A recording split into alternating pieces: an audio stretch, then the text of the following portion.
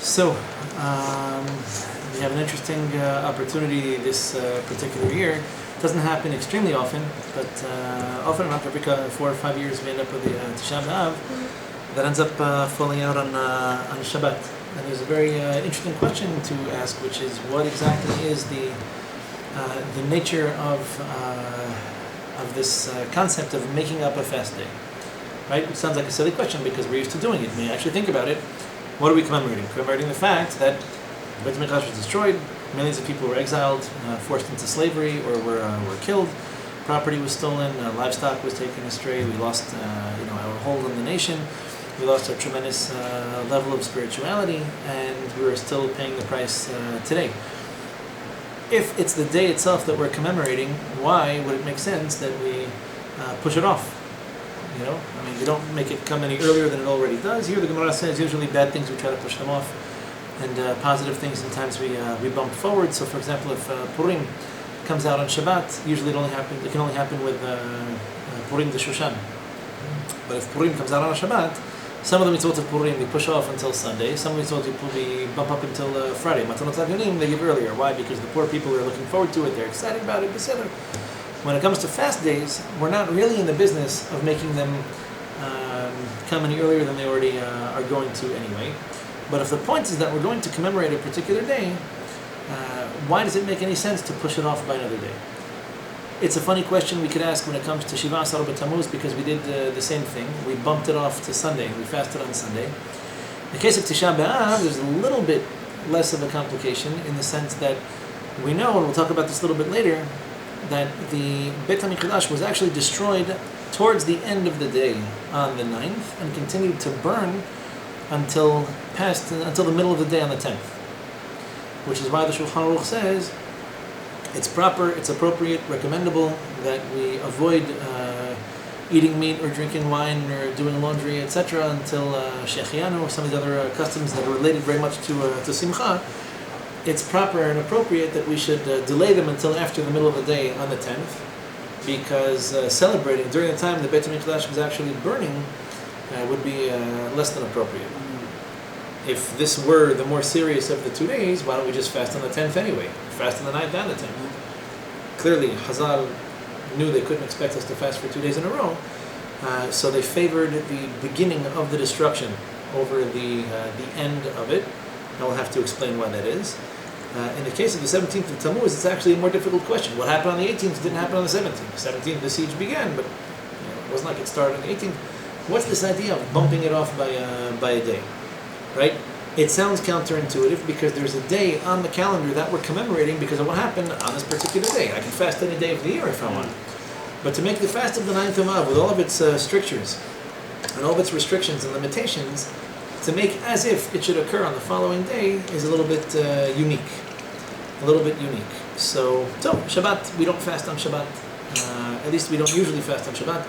It's a day of happiness, a day of contentment, a day of pleasure, of excitement, of spiritual uplifting. We eat, we drink, we enjoy ourselves, we learn Torah, we hear Shiurim, we hear Drashot, and we really enjoy the Shabbat. When do we actually fast on Shabbat? When does it actually happen that we do end up fasting on Shabbat? Yom Kippur. Yom Kippur. Yom Kippur is on a higher level than Shabbat. It's possible there's a day that's even holier than Shabbat. There's only one of them, and it's Yom Kippur. So all the restrictions of Shabbat apply on Yom Kippur. The additional restrictions of Yom Kippur, eating, drinking, marital relations, creams and oils of different sorts, wearing leather shoes, bathing or washing oneself, etc. These restrictions apply in addition to the Shabbat, on top of what's already a day that has restrictions in terms of melacha. But the positive commandment of making Shabbat oneg, of making Shabbat pleasurable, gets bumped in favor of Yom Kippur. Okay, so I understand the holiness of Yom Kippur is such that if anything extra applies to Shabbat, it's just more restrictions, even if those restrictions actually contradict the spirit of the Shabbat itself. Part of Shabbat is in refraining from doing work. The proactive, positive side of the Shabbat is sitting down and enjoying it with food and drink.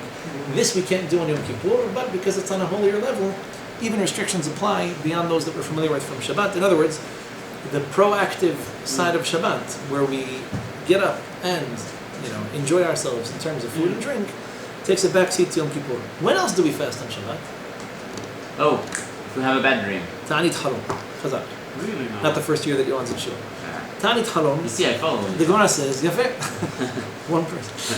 Ta'anit halom, the Gemara explains, Ta'anit, that one who has a dream, actually it's a brachot too. One who has a dream and his nefesh is troubled by the dream, what do? You fast. You fast. So I had a dream, God forbid, I saw something troubling, something terrible. Maybe somebody died, somebody was sick, somebody that I know passed away and wasn't looking to be in an especially good situation or good position after their 120 years here were up. So the custom is to fast. The Gemara says, okay, wise guy. What happens if I had a bad dream on Shabbat? Went to bed. Usually these are the later, you normally remember only the very last dream that you had or the last part of the last dream that you had. Went to bed, and before I woke up, something terrible happened, something disastrous. But it's Shabbat. So why don't you say, okay, I'll make an idea that I'll do a ta'anit on a Sunday. Yefemel. We do a ta'anit on Sunday. You do one because you're not allowed to fast on Shabbat, so you do another one on. But I did. On Sunday. But when you have a ta'anit haram, no. Can you push your ta'anit haram? Well, if Hazar wanted to recommend this way, what they would say was, unfortunately, I had a bad dream on Shabbat. I'm going to fast over this dream, but I'm going to fast tomorrow so as not to offend or insult the Shabbat. But Chazal didn't recommend that. Clearly not. That's not halakha. This is what we have to discuss. This is the point. So don't tell me we can't fast on Shabbat. We can fast on Shabbat. We can fast if I have a bad dream, right? And by the way, we'll have to explain this concept a little bit because people have dreams all the time. So I could fast on Shabbat. In fact, it would have made more sense to me that I fast on Sunday because Shabbat is not a day for fast. But Chazal said, no, you have to fast on the same day because of the dream. And then, and then you fast on Sunday for having violated the Shabbat, which makes perfect sense. Shabbat is a day of pleasure, of maybe a little bit of, we'll call it indulgence. We're not Catholics, but we'll call it indulgence. And the idea behind the Shabbat is that I enjoy myself by eating and drinking. No offense to Yohan Maleh, but he has a mathematical mind. He's saying, okay, no problem. How about we trade? I fasted on Shabbat. I'll eat extra on Sunday. I'll make Sunday my Shabbat. I'll have extra food, extra drink, extra, meats, extra wine. It's a Christian, because that's what they do. Already in the times before Christianity, we had this custom. Yeah. But we did that before Christianity. Fasting on Shabbat. No, I'm saying fasting on Shabbat, but the halakha precedes Christianity. No. That we don't do. Okay. That was never even a question. Okay. All I'm saying is that mathematically speaking, what do you want from me? I have a mitzvah to enjoy Shabbat, and I have a mitzvah, to fast at a time where I feel like my dream was especially troubling. Now you're telling me, wait a second, you fasted on Shabbat, you have to make it up. Make up what? Make up my fast? But I did it. In fact, I did it despite the fact that it was Shabbat. No, I have to make up the Shabbat. I make up Shabbat by having pleasure, by having enjoyment, by eating and drinking extra. No problem. I make Sunday and Madira. The opposite. No, because you fasted on Shabbat, you have to fast again. So what am I doing? I'm fasting because I had a bad dream, and I'm fasting because I fasted because I had a bad dream. So I'm fasting because that's the Quran's expression. Then you do a ta'anit because of your ta'anit. Because you fasted, we're punishing you, fast again. That was the point. I could have just fasted on Sunday and saved the whole trouble.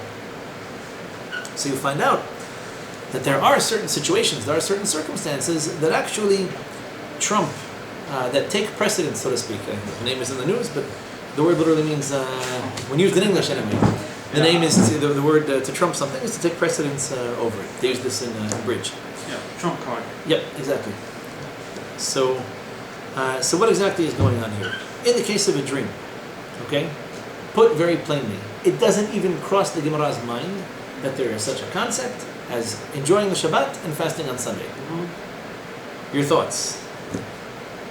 Why don't they even think about it? They don't even. I'm going to go so far. I'm going to stick my neck out and say probably they thought about it and it didn't even go so far as to be raised in the Beit Midrash as a viable option. So but if they had thought about it, I'm not going to presume they didn't think about it. If they had thought about it, they would have said, hey, what's a really good idea? Why don't you fast on Sunday? Why did this not even come up? In other words, why is it so compelling that this Ta'anit Halom be observed on the Shabbat itself?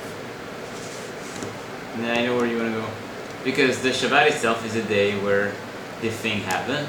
So what's the point in pushing back the Haram? The Ta'anit for the bad dream that you had? So if you're listening, what's the point of not fasting Tisha B'Av on Shabbat? This is me and my I knew you were going to get there. You were looking for a fight from the beginning. Don't even pretend. Yeah, of course I am.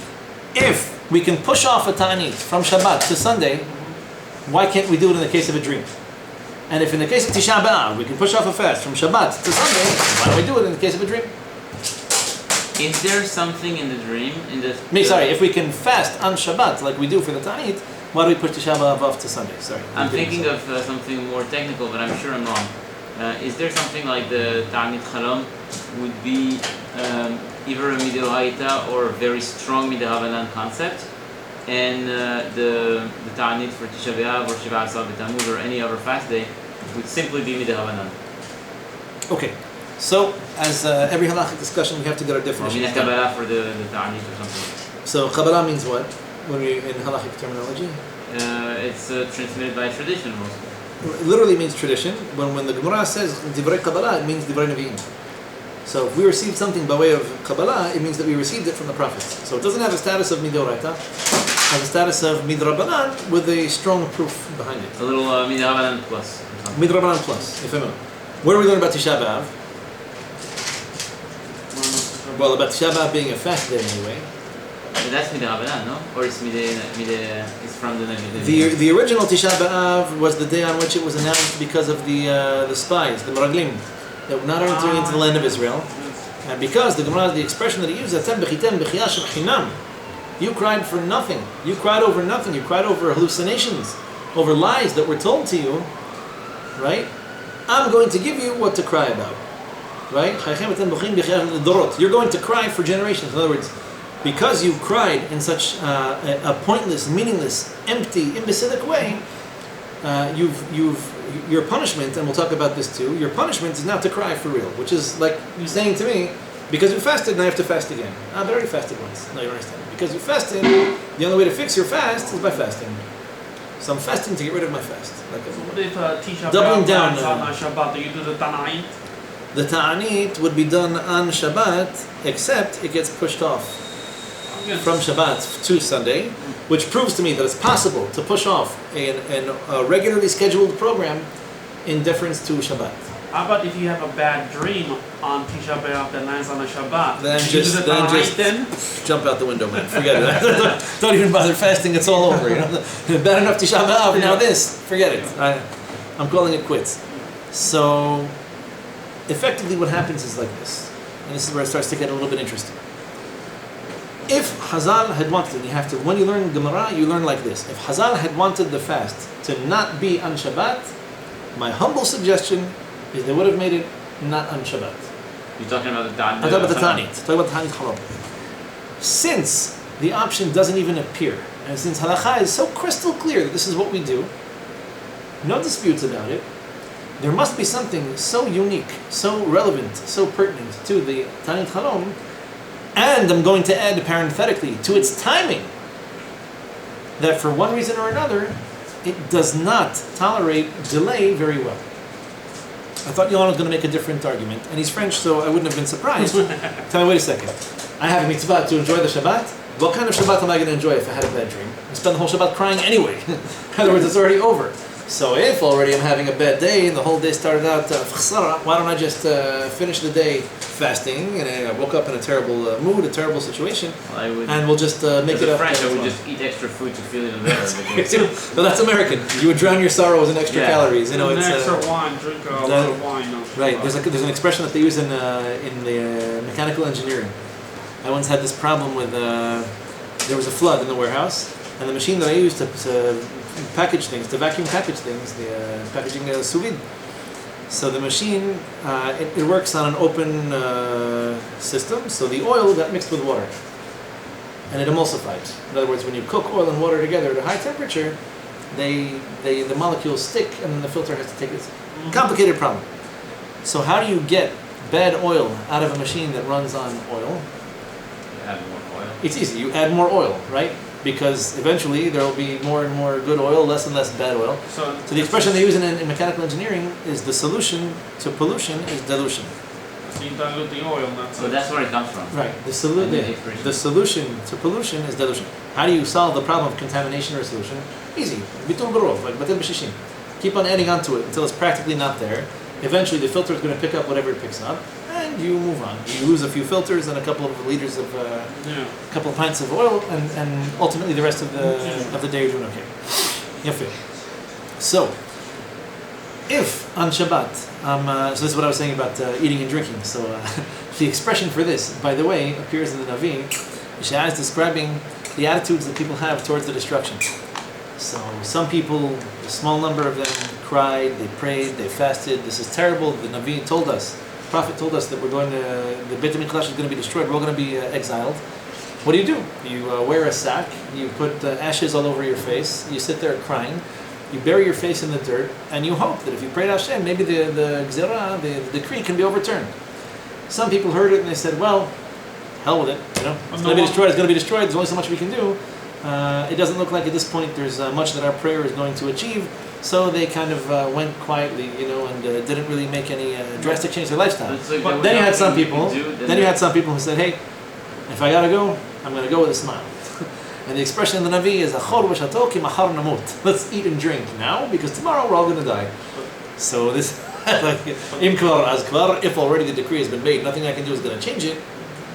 I'm going to hit my top shelf whiskey before the invading armada comes and takes it. I'm going to consume everything that I can. But didn't nobody listen to Yimariya? Nobody listened to anybody. Disabuse you of the notion there are prophets that were listened to, they were all ignored.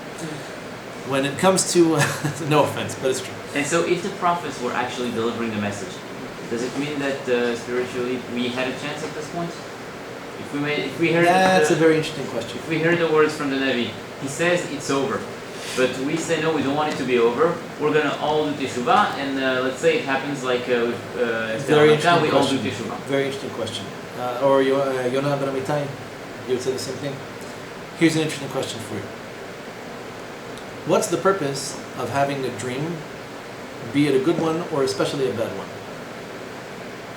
I had a bad dream. The Gemara says, you saw a dream and your soul is tormented. It's troubled. What do? You fast. Why do I fast? It's a dream. Well, the dream is kind of a sentiment, like almost like a beginning of prophecy. Chazal said the dream is 1/60th of prophecy. Some perspective, some aspect of dreams. So you have something in the dream that is here to warn you from some future events. You have, so potentially yes. In other words, if the dream tends towards the prophetic end of the spectrum and not towards the idiotic how many of us or are able to have dreams like that? You're asking a great question. Does the Gemara qualify the Tanit Harom on Shabbat by a certain level of IQ? Spiritual IQ, let's say. It doesn't. I had somebody referring to John Kerry today. I was listening to the radio on the way to work. Rosh Hashanah said that he's a few fries short of a happy meal. He actually said, after having analyzed this whole Iran deal, he says, the only way I can explain this, that John Kerry's a few fries short of a happy meal, meaning the guy's intelligence must not be very high because he made a terrible deal. That's the ketchup, man. What do you expect? Yeah, that's what it is. So, you know that his grandfather converted to Judaism? Really? To Catholicism. Ah. He was Jewish? Kerry is Kohen. What? Yeah. No joke. I found that out yesterday. Oh. His father's father and mother were both Austrian Jews. They came to America. They converted to Christianity. Oh, that explains everything. Right? Yeah. There you go. So it does explain everything. It's a special kind of stupid. But imagine that. I just found this out. Lee Fogel posted something on Facebook and I saw it. And looked at it. Wikipedia is the same thing. His father was actually raised Christian by Jewish parents. Both of his parents had converted. Yeah. Oh my goodness. Both of them had converted. Oh yeah, you're right. So his father would have been a And Kohen. before the war, this is in 1908 or 1909 or something. His father was born a Kohen. His parents were idolaters. He was born a Kohen, and whatever. Nothing happened. Well, it reminds me of the guy. Very, very destructive. I want you to know. I've seen this in my personal life. I've seen this elsewhere. These half-half mixes are very, very destructive. Oh yeah, It has the potential for a tremendous amount of damage. I've seen it more than once. Yeah, I know that. We had one of the kids in Columbine, Colorado, when the school shooting. These kids I that remember were that. Yeah, that was in the 90s. There were 12 or 13. They killed 7 kids. No, they were not 12, but they were teenagers. They were like 17, 16, somewhere around Okay, so it's high school kids. I don't remember. Yeah. I thought it was later elementary or middle school. No, These it's high school school. kids in Colorado, 2 of them Dylan Klebold was one of them, and the other one I forget his name. They came to school with guns and they killed the teacher and a few students. So one of these kids, in the interviews after the attack, his mother says, "I don't understand why he would do this. His father is like a German Christian, his mother was Jewish, we celebrated Christmas, we celebrated Hanukkah, try to be inclusive and everything." I heard this, I was like, whoa, that's bad news there. So, anyway. I wrote an article about that. It's very long. A lot of people put death threats because I wrote. It's a long story. It's an article I wrote about how Jews should stay away from Christianity. Period. A lot of people send me threats. I say just talk about this. Hashem, most of them do, though. Yeah, well, not in this case, but you see what a damage. You see, in the same case, you have Laurent Fabius, the French foreign minister, who's also not very pro-Israeli, and he's a convert himself, or his parents. He's Jewish that converted to Christianity. I think he's both his parents, the same thing as Garrett. Converted. Yeah. Anyhow, so Chazal did not make the having an IQ higher than John Kerry's a prerequisite for a Tanit Chalom on Shabbat. I would be suspicious. I would say, look, if I need to consider whether my dream was to be taken seriously or not, probably it's a function of me and my spiritual level or my intelligence or my degree of semi-prophetic intuition. There's no qualifications. You had a bad dream, you fast. That's what you do. That's what you do. So maybe you had a dream about elephants and hippopotami and clowns circus, etc. So you had a happy dream. Is it going to happen? It's not going to happen. Something good, something bad. You don't really care. Maybe it happens, maybe it doesn't. If it's a bad dream, it looks like the requirements are very, very minimal for this to be taken seriously. So seriously that despite the minimal requirements, you're going to fast. In other words, forgive my expression, you're going to practically violate the Shabbat because despite your low level of prophetic intuition and despite the, let's say, crazy, illogical, irrational, imbecilic nature of most of your dreams.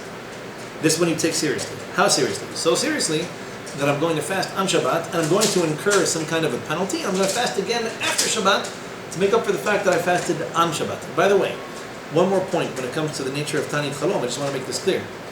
Chazal said that you don't get credit for a dream, for a Tanit, you don't get credit for a fast unless you accepted it upon yourself by the time you prayed Mincha the day before. In fact, if you look at most Sephardi Sidurim, you're going to see that at the end of Mincha, the old school Sidurim, when people used to fast a few times a week, the old school Sidur has in the prayer at the end of the Amidah, right before you finish the second, you say,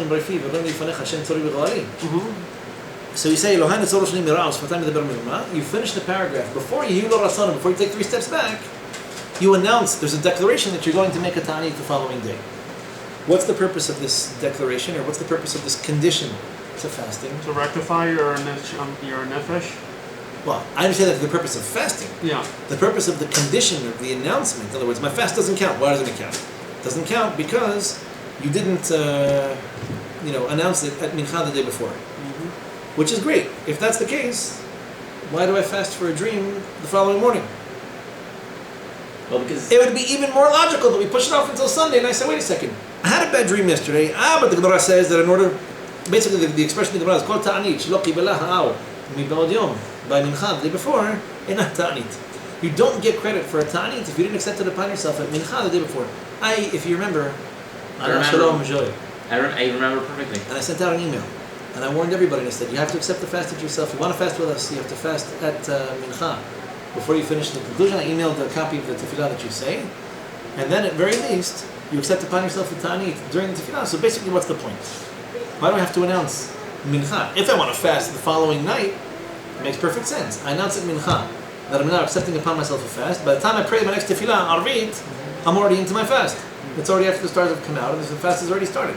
If I'm only fasting a day, in other words, half a 24-hour period calendar day, why do I have to announce Mincha the day before? I'm going to be fasting the following day. It's not logical. It is. No. You're the rabbi. So, no, I'm not sure. I consider talking to myself. That's the case. So, the whole purpose behind the neder, which is basically what a ta'anit is, the purpose behind the neder is to bind yourself. It's to obligate yourself. It's to, let's say, coerce yourself into a situation that's mildly to somewhat extremely unpleasant for the purpose of achieving a higher level of observance, spirituality, sensitivity, fear of sin, love of God, etc., than you otherwise might have accomplished. In other words, why do I take a neder? I take a neder because I could have done this without the neder. You may remember, by the way, that there was a machloket, Rabbi Meir, Rabbi Yehuda. What's the higher level one can be on? Being clear about the fact that there's always a risk inherent in taking a neder, right? This whole collapse of the Greek economy. Yeah. So if you learned your basics in economics, people don't understand it. The debt scenario can end in one of two ways, right? You lent me money. Either I pay you back or I don't. And when you lent me money, you assumed a certain degree of risk. I know you expected the money to come back, but it may or may not be repaid. Keep on lending me money that I haven't paid back yet, you realize that the chances of me paying you back are very low. But it's a scenario, it has two options to it. Either I pay you back, in which case I pay you back and hopefully I pay you back with the interest, or I don't pay you back at all, or at least a partial payment, which would be considered a default. So it's not that it's healthy for me to default on debt, but at the end of the day, you took a chance, it can go one way or the other. When it comes to a neder, you're taking a chance. You're putting yourself in debt. I take a neder. Do I automatically fulfill it? Do I automatically not fulfill it?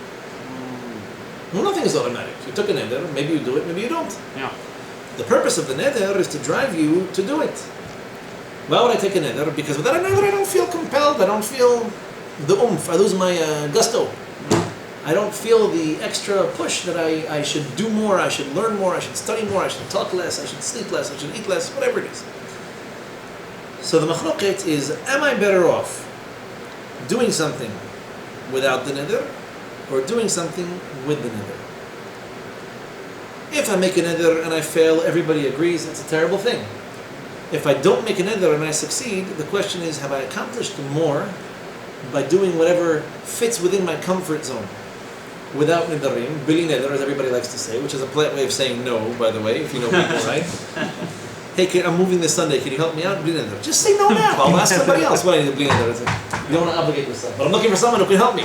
This doesn't help me. So, the machloket is it better that you should make a neder and fulfill it, or better that you should not make a neder and try to do anyway, try to do without it anyway? But it's important that if you do a neder with Hashem, you should see it fully. Nobody disagrees with this. Nobody disagrees that you should fulfill your neder. Nobody disagrees that it's a bad thing if you don't. Question is only, are you on a higher level? Have you achieved more, or are you more successful? Are you better off for having made a neder and fulfilled it? This is a machloket Rabbi Meir, Rabbi Yehuda in the Mishnah and Masechet Nedarim. Okay, Rabbi Yehuda seems to hold no, better you should make nedarim. No, Rabbi Meir says not necessarily. You make a neder and you fulfilled it. You've actually fulfilled the mitzvah. In fact, we just read it in last week's parasha. The in Parashat Matot, here's the way it works with a neder. Isha, a man or woman who makes a neder, right? You make a neder if you're forbidding something on yourself. Usually neder comes in terms of a negative. I'm taking a neder that I will not eat meat or cheese. I will not eat at all on this particular day. A neder I'm not going to eat from this cooking. I'm not eating. I'm no longer relying on this unreliable person or that unreliable shliach, whatever it is. Normally it's a negative thing. Yes. You can make a positive neder too, but it could be either positive or negative. So the Torah says, "Lo yachel devaro, kechol yotze mipiu yaseh." It comes down to a fundamental question: is there a mitzvah mideoraita to make nedarim and to fulfill them, or is the mitzvah only a negative mitzvah of don't violate your nedarim? Meaning, there's no mitzvah mideoraita to make a neder, but if you're going to make one, keep it. It seems like it's more discouraged to do nedarim. Like everybody's going to tell you, don't do any neder for no reason. We in this generation tend to hold this way. In the times of the Mishnah and the Gemara, it was much more common that people would use nedarim. By the way, the word wallah in Arabic, right? Wallah, wallahi. Yeah, it's literally, like by God. You have to be very careful when he's in the bench. I heard that. When you, yeah. I heard that. It's funny because it sounds like the French voila. Voila is like there you go. Voila literally means, and God is my witness. That I'm going to do this. I remember hearing that word when I was seeing these terrorists giving their speeches, and they say that word. Yeah, literally what they mean is with God. Well, and God is my witness. Don't ask me where. in the streets. Where people use the expression, right? Yeah. The parliament, I'm sure they're using it now. So, anyway, that's the debate. The goal of a neder, according to both understandings, the neder serves a purpose. Whether or not it's advisable is something else. The goal of the neder is to bind you. The goal of the neder is to put a responsibility on you that hopefully you're going to take seriously and you're going to abide by. The reason the ta'anit requires a neder, right? Mind you, Chazal could have gone by the same path and said, no, you know what? Better you don't take a neder, don't do the ta'anit, leave it all together. They say, no, if you want a ta'anit to count, you actually have to take a neder the day before, and you say, I'm going to be fasting tomorrow, either from Alot HaShachar until Tzitzit Chavim, or the entire 24-hour period from this Shkia until Tzitzit Chavim the following night. And here the Gemara says it's not a ta'anit if you didn't do it with a neder. Doesn't use the word, but that's exactly what it means. Unless you took a neder, it's not a ta'anit. Why? Maybe you wake up, you're not hungry to begin with. Maybe you wake up nauseated. Maybe you're a little bit dizzy. Maybe you're so busy. Happens to me sometimes. You can work 5, 6, 7 hours. I haven't eaten anything, I haven't drunk anything in a long time. I don't know why I'm so tired. You get caught up in something, you get excited about it, and you forget to eat. So the neder is basically there to clarify the purpose of the ta'anit. I'm going to fast tomorrow. It doesn't matter how much I eat today or how much I don't eat today. It doesn't matter if I make money or if I don't, if I'm employed or if I'm not. If I find where to eat, if I don't find where to eat, I'm fasting anyway. No matter what comes my way tomorrow, I'm setting upon myself a ta'anit. It makes it more difficult to fast this way because you're no longer a volunteer. And as we all know, when it comes to mitzvot, machloket in the Gemara, is it better to observe mitzvot that you're not bound by, or to observe mitzvot that you are? Well, you don't have the Yetzer Hara if you're not bound. That's the answer to Tosafot. The Gemara says, the conclusion of the Gemara, without giving an explanation, the Gemara says, Gadol mitzuveh ve'oseh misheino mitzuveh ve'oseh. Eino mitzuveh, the one who's not obligated, who's not commanded, ve'oseh, and he does it anyway, he's a volunteer. If he's a volunteer, he comes as a volunteer, and he leaves whenever he feels like it, because everything depends on him and what he feels like. Mitzuveh ve'oseh, somebody who's commanded and does it. I don't know if he would do it on a volunteer basis. I don't know how long he would do it if he weren't obligated by it. But at least he has this obligation. The Tosafot explain, it's not the Gemara, it's the Tosafot that explain, the reason the one who's mitzvah ve'oseh is on a higher level is because right away he has Yetzer Hara. When you tell me to do something, my gut reaction is no, not going to do it. We're all 2-year-olds, terrible 2s. You tell me to do something, I'm not going to do it. Tell me not to do something, I'm going to do it. Even something I never had a Yetzer to do, if you tell me to do it now or not to do it, I'm saying no, all of a sudden I feel like doing it, why not? Probably there's a reason he told me not to, I bet because it tastes good, but I'm not supposed to. So you start to rationalize these things. If I tell you don't do something, your inclination is, the Yetzer Hara's inclination, is to try to encourage you, to entice you to do it. Once you're commanded, Yetzer Hara's in the picture. You've been given a command, you know it's the right thing to do, you don't feel like doing it. I don't feel like going to bed, I don't feel like eating, I don't feel like drinking. If there's no neder in the picture, meaning there's no obligation in the picture. By the way, the Gemara says you can't take nedarim when it comes to mitzvot. I can't say I'm taking a neder, I'm going to put on tefillin tomorrow morning. I mean, I have to put on tefillin tomorrow morning. I take a neder, I'm going to make that particular pair is something else. I can't take a neder or make a shvuah that I'm not going to sit in a sukkah. I can take a neder, I'm not going to sit in his sukkah because I hate him because he's always making it. But I can't make a neder, I'm not going to sit in any sukkah because I'm already mushba' ma'omed, I've already been sworn before my neshama came to Am Hazeh, I swore I'm going to observe all the mitzvot and avoid all the averot. So the neder itself is a crucial part of the ta'anit. Why do I say this? Only because it compounds the question. I didn't take a neder yesterday at mincha because I didn't know what my dream was going to be. That'd be prophesying about prophecy. That's 2 steps removed from where I am. Everything was okay. I assume I'm going to eat. I wake up in the morning. I'm not even playing by the rules. I'm not even observing a ta'anit that was supposed to be observed according to the ideal situation where I accepted upon myself at mincha the day before. So the question is even more complicated. And nonetheless, not only does this ta'anit count, not only is it important, it's so important that it pushes off Shabbat. So I didn't accept it at mincha the day before. I didn't even schedule it. I didn't plan on it.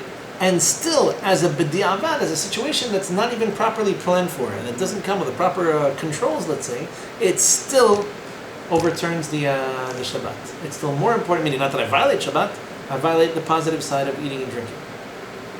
And with all this in mind, I still have to ask, what's the problem with Tisha B'Av? If I were to accept a fast upon myself at mincha the day before, you would say this would be like at an even higher level, no? The fast would be on an even higher level. This would make perfect sense to me, and therefore I'm obligated, and I would say the entire nation, we don't have to take a neder rather before public fasts. The neder has already been taken for us. In the event that I wanted to fast Tisha B'Av, I want to do it on Shabbat, This one you tell me I can do without even taking the nether the day before. Why not make it such, institute that it should be the regularly scheduled fast on Shabbat? People didn't suffer on Shabbat. People weren't exiled on Shabbat. People weren't taken into captivity on Shabbat. What if you accidentally, chas v'shalom, you drop your tefillin on Tisha B'Av? Do you have to still do another Tanait? That's the kind of ta'anit that we would do some other time. Yeah. Specifically when it comes to dreams. Very interesting. So, to start to unravel a little bit the mess, the philosophical conundrum, fasting is all well and good when it's scheduled and it's on a volunteer basis. Why does it not make sense for me to accept upon myself at Mincha the day before that I'm going to do a Tanit Chalom the following day? By definition, I can't schedule a bad dream. I can't say, Rebbeinu Shalom, I expect to have a bad dream tonight, and I'm telling you now, so I get double extra credit for fasting after having had a bad dream, I'm going to accept that upon myself at Mincha. It can't work that way because it's not an ideal situation, because it's unforeseen, because this is something you couldn't have predicted. Yeah. What happens when the bad dream sets in? Why do the rules all of a sudden change? Well, the rules all of a sudden change?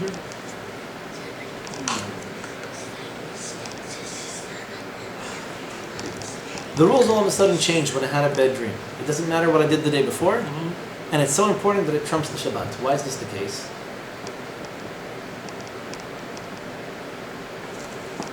Probably because my dream was so troubling, and the only explanation that I can offer you is that my dream was so troubling, and even the potential likelihood that some of my dream, even a part of it, is going to come true, is something so disastrous, something so upsetting, that all of a sudden I call a spontaneous fast now.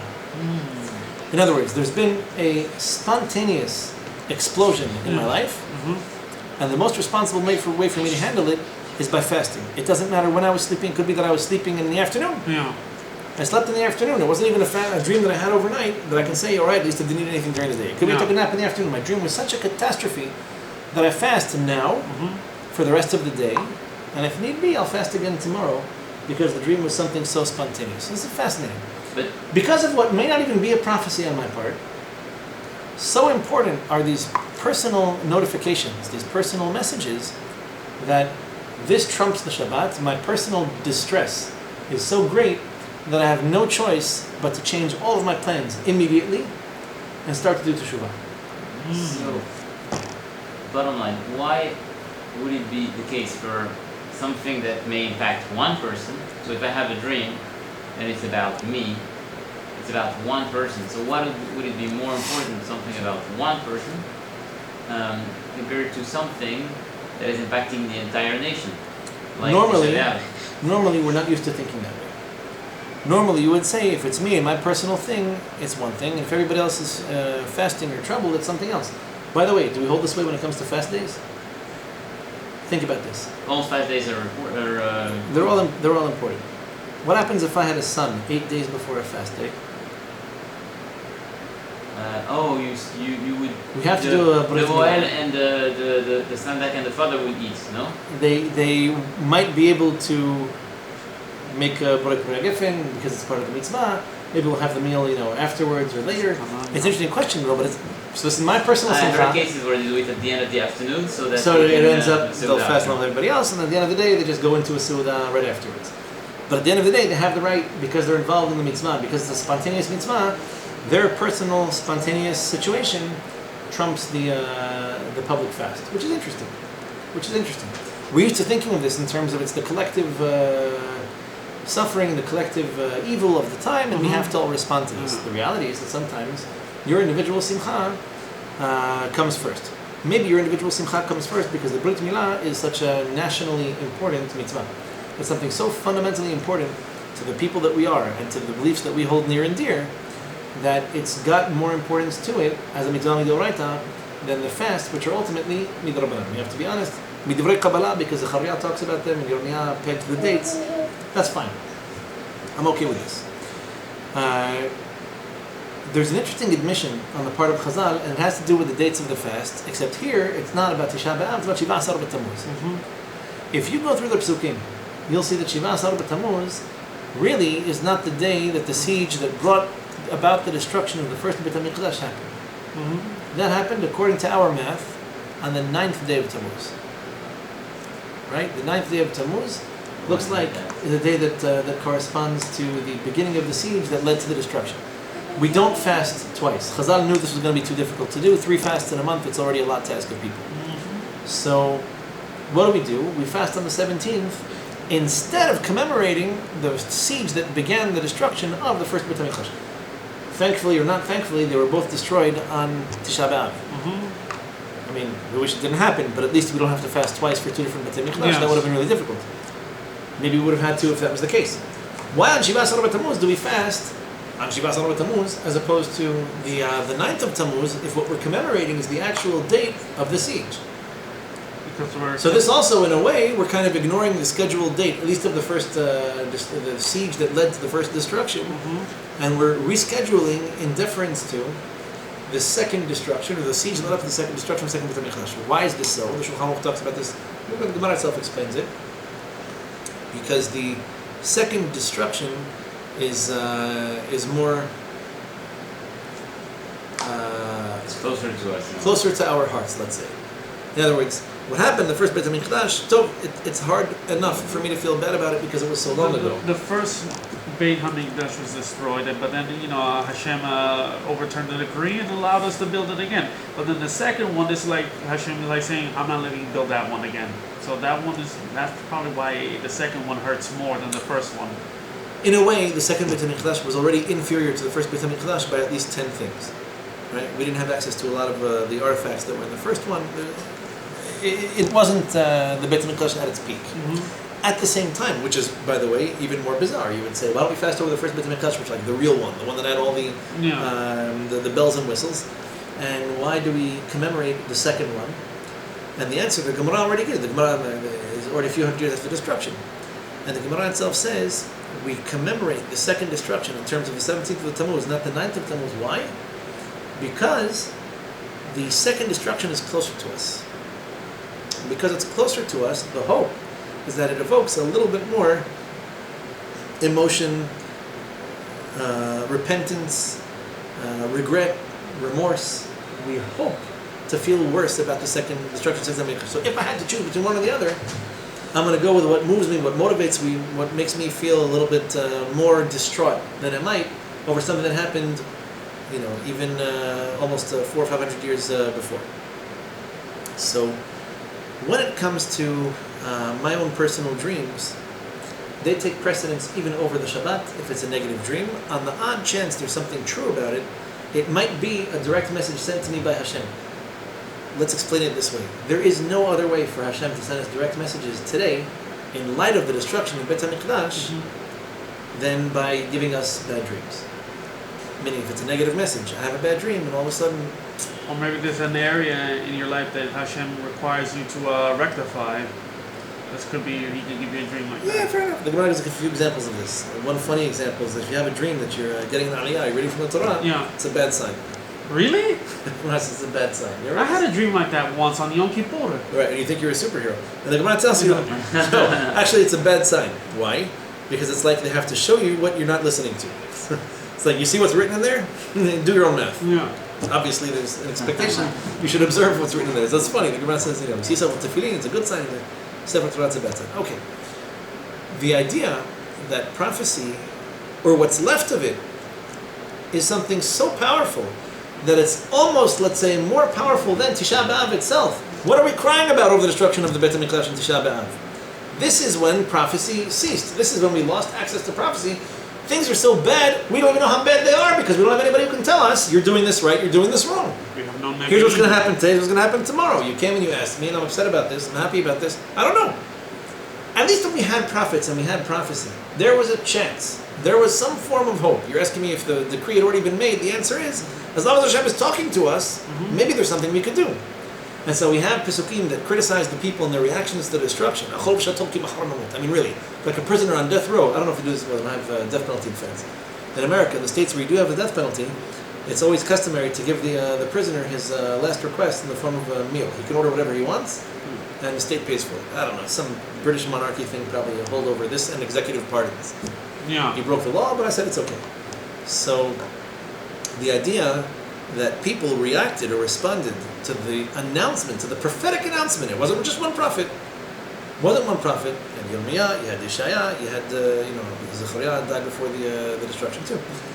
So the idea that some people's reactions, some people's responses were, well, we're all going to go, we may as well enjoy it. Like, you may as well just cave in, give up, undo all of your spirituality, because at the end of the day, if you only have 24 or 48 hours to live, you may as well eat and drink as much as you possibly can.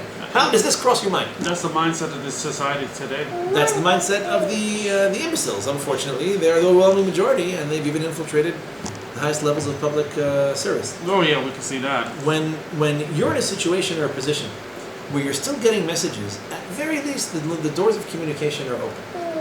It's as if to say, our commemoration of Tisha B'Av is one thing. We commemorate Tisha B'Av, Beit HaMikdash was destroyed. It didn't happen once, it happened twice. The rescheduling of it must mean, on the one hand, that Shabbat has to take precedence over the suffering, which is very interesting. We can talk about this too, separate point to touch on. But at the same time, that the Ta'anit Chalom has something unique and special to it that even Tisha B'Av doesn't have. And the nation, as a nation, very rarely achieved prophecy as a large group. It happened when we crossed the sea. We crossed the Red Sea. It hasn't happened on too many occasions since. But the little connection that we have left to prophecy is that prophecy needs to be obeyed, and that if you got a dream, which is a partial prophecy, a 1/60th prophecy, even on the odd chance, it might not even happen.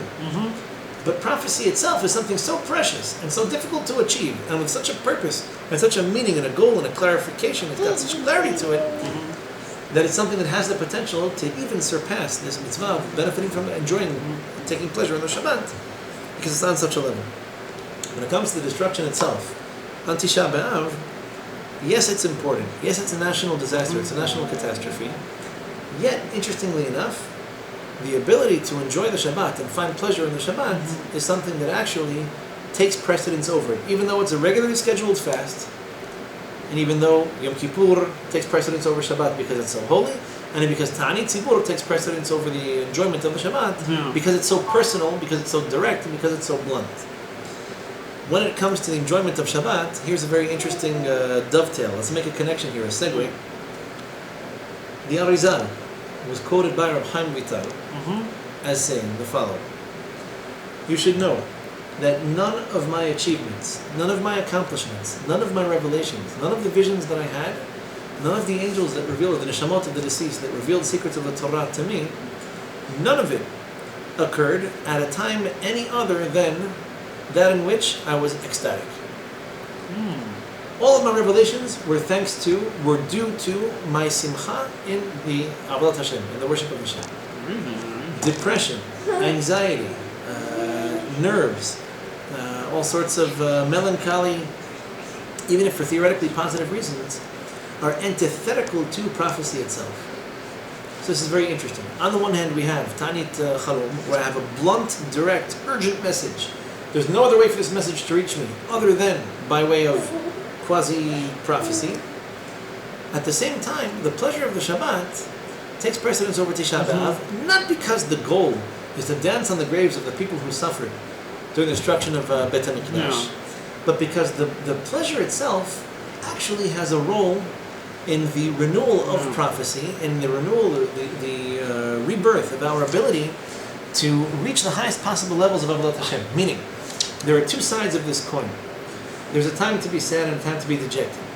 Okay? And that time is generally scheduled in advance, sometimes spontaneous when it comes to you personally, but because the message came to you personally, you're the only one who violates the Shabbat. No one's ever going to have a dream for which the rest of the nation is going to fast. We're not on that level. Nonetheless, when it comes to regularly scheduled collective suffering and collective fasting, collective pain, or our commemoration of collective suffering, here, interestingly enough, the simcha, the pleasure aspect, still takes precedence over it. As if to say, and you're familiar with this expression, that if the nation were to keep one more Shabbat, the Mashiach will come automatically. Yeah, I know. You've heard this before? Yeah, I heard that before. And keeping the Shabbat means what? It means not doing melacha. That's part of Shabbat. There's another part of Shabbat that involves taking pleasure in the Shabbat itself. And in fact, if what the Arizal is telling you is true, by the way, he didn't make this up. This is quoted by the Rambam in Moreh Nevuchim, and he quotes it again in Mishneh Torah. The Rambam actually says that a Navi has to be in a state of simcha, he has to be in a constant state of joy, he has to work on it, he has to hear pleasant music, he has to smell the incense, he has to be in a multi-sensory experience. So he has to be full of wine also, kind of like semi-drunk. Well, semi-drunk, it was a trance-like state. Interestingly enough, there's a discussion about the qualities of some get of a lot the of components simcha of the when I had Torah. enough wine. I'm full of simcha. There's happiness to it. At the same time, it Yeah. doesn't necessarily make for clarity. Yeah. There's happiness that comes from focusing out of the high density, high resolution suffering of Olam Hazeh made possible by the internet. And there's the simcha that you can achieve by doing the good, positive, right things, and even in high definition. So, when it comes to Tisha B'Av,